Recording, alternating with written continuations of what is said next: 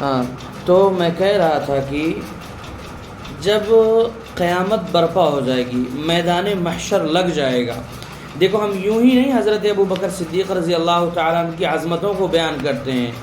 حضرت ابو بکر اور حضرت عمر ان شخصیات کا نام ہے جن سے اللہ رب العزت اور ان کے رسول بے انتہا راضی ہیں۔ یہ بات آپ ہمیشہ یاد رکھیں۔ حضرت ابو بکر صدیق رضی اللہ تعالیٰ عنہ یہ وہ شخص ہے، میدان محشر جب قائم ہو جائے گی، حساب و کتاب شروع ہونے والا ہوگا، تمام انبیاء کی میں بات کر رہا ہوں، کسی ایک نبی کی بات نہیں کر رہا ہوں میں، تمام انبیاء اپنے سر کو نیچے کیے ہوئے ہوں گے اور ہر کوئی یہی بات کہہ رہا ہوگا کہ میری جان۔ وہاں پر جب یہ بات ابھرے گی نا، حساب کتاب کو شروع کیا جائے، حضرت آدم علیہ الصلاۃ والتسلیم دوسرے نبی کے پاس بھیج دیں گے، یہاں سے مسئلہ چلتے چلتے وہ دوسرے نبی کے بعد حضرت ابراہیم دوسرے نبی کے پاس بھیجیں گے، حضرت اسماعیل کہیں گے ان سے کہو۔ جب معاملہ حضور صلی اللہ علیہ وسلم تک پیش آئے گا نا، تو حضور صلی اللہ علیہ وسلم اللہ سے درخواست کریں گے، اے اللہ حساب کتاب کیا جائے، امت پریشان حال ہے۔ اللہ رب العزت کا جلال طاری ہوگا سب پر۔ اللہ رب العزت کہے گا کون ہے جو مجھ کو امتحان دے گا، کون ہے جو مجھ کو اپنا حساب کتاب دے گا۔ اللہ کے رسول صلی اللہ علیہ وسلم کی حدیث ہے کہ میں ایک ہاتھ میں حضرت ابو بکر کو پکڑوں گا اور دوسری طرف سے حضرت عمر کو اللہ کے سامنے پیش کر دوں گا کہ اللہ ابو بکر اور عمر آپ کے سوالوں کا اور اپنی زندگی کا حساب دیں گے۔ یہ وہ فصل جو انہوں نے بو کر کے کاٹے ہیں وہ آپ کو دکھلائیں گے۔ اللہ کے رسول صلی اللہ علیہ وسلم نے فرمایا کہ اللہ کا غصہ جو ہے، اللہ کا جو ڈر سب پر طاری ہوگا نا، اللہ کا غصہ جو ہے ٹھنڈا ہو جائے گا۔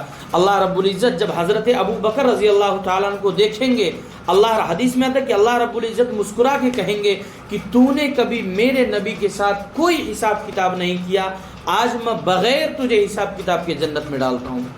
تو ہم یوں ہی حضرت ابو بکر صدیق رضی اللہ تعالیٰ عنہ کی تعریف کو بیان نہیں کرتے ہیں۔ یاد رکھیں حضرت ابو بکر صدیق رضی اللہ تعالیٰ عنہ وہ پہلی شخصیت ہے جو سب سے پہلے جنت میں جائے گی۔ حضرت ابو بکر صدیق رضی اللہ تعالیٰ عنہ وہ شخصیت ہیں جن کو جنت کے 8 دروازے پکاریں گے کہ آپ مجھ میں سے داخل ہوں۔ تو یہ نہ کہا کریں کہ حضرت ابو بکر صدیق رضی اللہ تعالیٰ عنہ کے تعلق سے آپ زبان درازی نہ کیا کریں۔ یاد رکھیں حضرت ربیعہ رضی اللہ تعالیٰ عنہ، ایک مرتبہ حضرت ابو بکر صدیق رضی اللہ تعالیٰ عنہ کسی بات میں حضرت ابو بکر صدیق رضی اللہ تعالیٰ عنہ کی اور حضرت ربیعہ رضی اللہ تعالیٰ عنہ کی کچھ بات ہوگی اور بات میں بات بڑھ گئی۔ حضرت ابو بکر صدیق رضی اللہ تعالیٰ عنہ کوئی ایسا لفظ کہہ گئے جو حضرت ربیعہ کو ناپسند ہوئی، ناگوار گزری، حضرت ربیعہ اس کو برا سمجھنے لگے۔ اس کے بعد جب حضرت ابو بکر کو جب اس بات کا خیال آیا کہ میں نے حضرت ربیعہ کو کچھ زیادہ ہی بول دیا ہے، تو حضرت ابو بکر صدیق رضی اللہ تعالیٰ عنہ کہنے لگے تو وہی لفظ مجھ پر دوہرا دے۔ حضرت ربیعہ نے منع کیا، بار بار یہ بات ہوئی، حضرت ربیعہ نے منع کیا۔ حضرت ابو بکر صدیق رضی اللہ تعالیٰ عنہ نے کہا اگر آپ مجھے یہ الفاظ نہیں کہتے ہیں نا تو میں اللہ کے رسول کی خدمت میں حاضر ہو جاؤں گا۔ اس وقت کچھ لوگ وہاں پر موجود تھے، انہوں نے کہا یار عجیب زبردستی ہے یار، یہ زبردستی کر رہے ہیں، خود غلطی کر کے خود کہہ رہے ہیں کہ اللہ کے رسول سے شکایت کر دیں گے۔ تو حضرت ربیعہ رضی اللہ تعالیٰ نے فرمایا، حضرت ربیعہ رضی اللہ تعالیٰ نے فرمایا کہ ایسا مت کہہ، اگر ابو بکر مجھ سے ناراض ہو گیا تو یاد رکھ میری دنیا بھی خراب ہو جائے گی اور میری آخرت بھی خراب ہو جائے گی۔ حضرت ربیعہ رضی اللہ تعالیٰ وہاں پہ فرماتے ہیں کہ حضرت ابو بکر صدیق رضی اللہ تعالیٰ کے تعلق سے اللہ کے رسول نے کہا کہ دیکھو اگر ابو بکر کو تم تکلیف دو گے تو یہ سمجھ لینا کہ ابو بکر کو تکلیف دیتے ہوئے تم مجھے بھی تکلیف دے رہے ہو۔ اور یہ بات سب کو پتہ ہے کہ جو رسول اللہ کو تکلیف دے گا تو اللہ کو تکلیف ہوگی، اور جو اللہ سے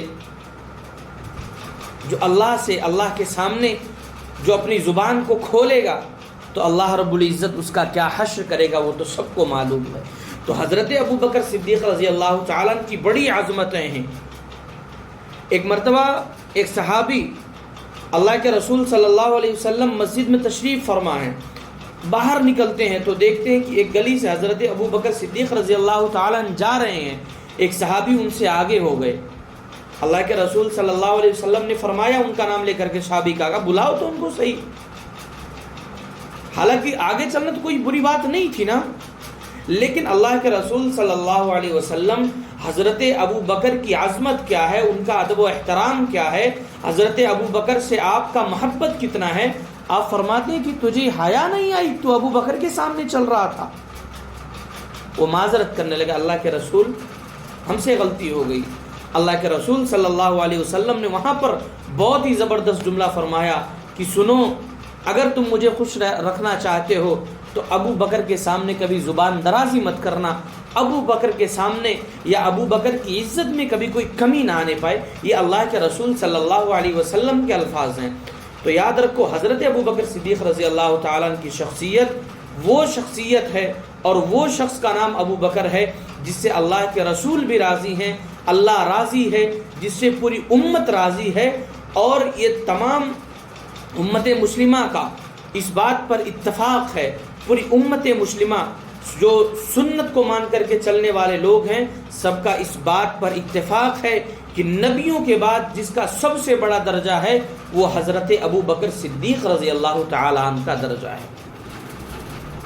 تو یہ بات آپ اپنے ذہن میں ہمیشہ رکھیں کہ حضرت ابو بکر صدیق رضی اللہ تعالیٰ عنہ کے تعلق سے کسی ادنا صحابی کی، حضرت ابو بکر کی تو بات چھوڑیں، کسی ادنا صحابی کی شان میں گستاخی اگر آپ سے ہوئی تو یاد رکھو آپ کی دونوں جہاں برباد ہو جائے گی. دنیا میں بھی آپ کو ذلت و رسوائی کا سامنا پڑے گا، اور اخروی زندگی میں ہمیشہ کے لیے آپ کو ذلت و رسوائی کا سامنا پڑے گا. چیزا کہ آپ حضرت ابو بکر کی بات کر رہے ہیں. حضرت ابو بکر